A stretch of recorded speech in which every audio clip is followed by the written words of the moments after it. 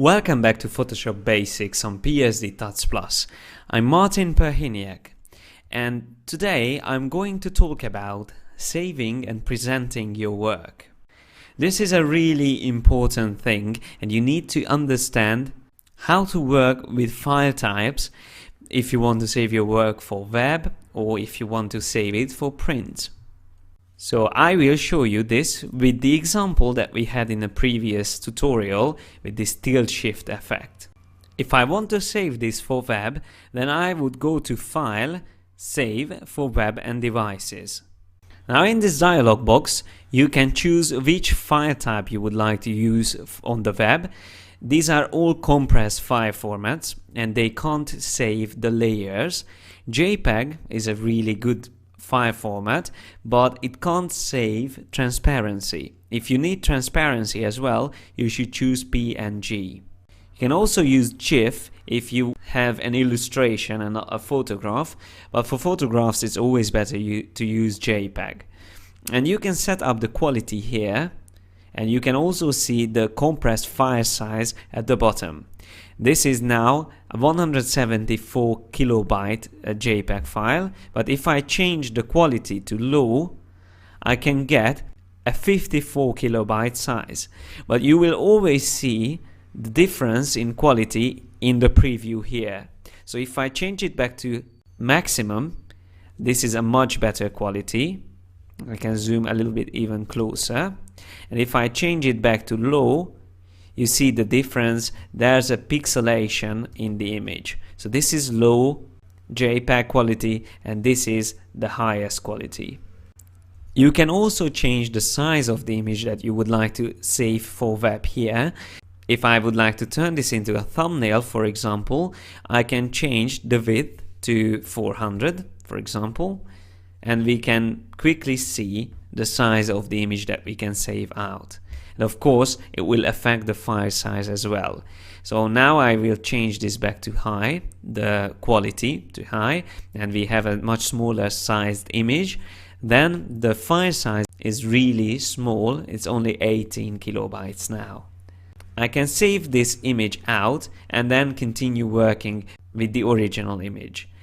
Whenever you make changes to a photograph, always make sure that you save your PSD file, because that is the file that can save all your layers and everything that you apply, like smart filters or masks. But you don't need to send the PSD file most of the times to your client. The PSD file is the work file. So if you go to File, Save As, here you can find under the format, the first option is the Photoshop file, which is the PSD file format. If you want to save this for print, you can go to Files and choose Save As, and here from the formats choose Photoshop PDF. When you click on Save, you will get the Save Adobe PDF dialog box, and here you can set up the compatibility, standards, compression, output for color conversion, and even security to restrict the opening of the file or the editing and printing by using passwords. PDF is the standard for printing, while JPEG and PNG and GIF file formats are the standards for web design. You can also use Bridge to create contact sheets or even flash web galleries.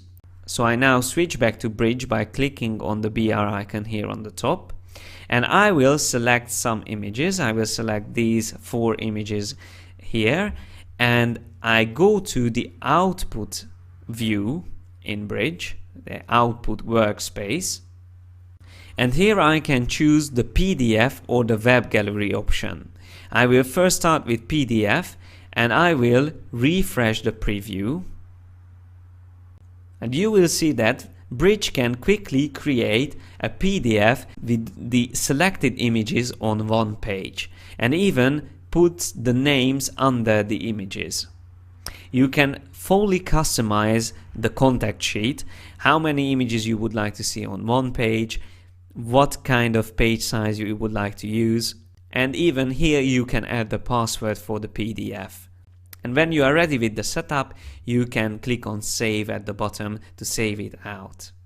The other option what you have is the web gallery. Now I select that and I click again on refresh preview, and Bridge can save out a completely Flash based web gallery that you can deploy to your server and show your work in a nice and neat Flash web gallery.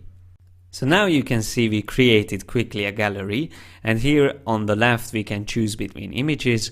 There's even a nice fade transition between the images. We see the file names at the bottom, and we can even play a slideshow for the images. Of course, you can change all these options on the top by using the site info and all the settings here on the right. And when you are ready with your gallery, you can even upload the gallery to your server directly from Bridge by putting in the address of your FTP server, the username and the password.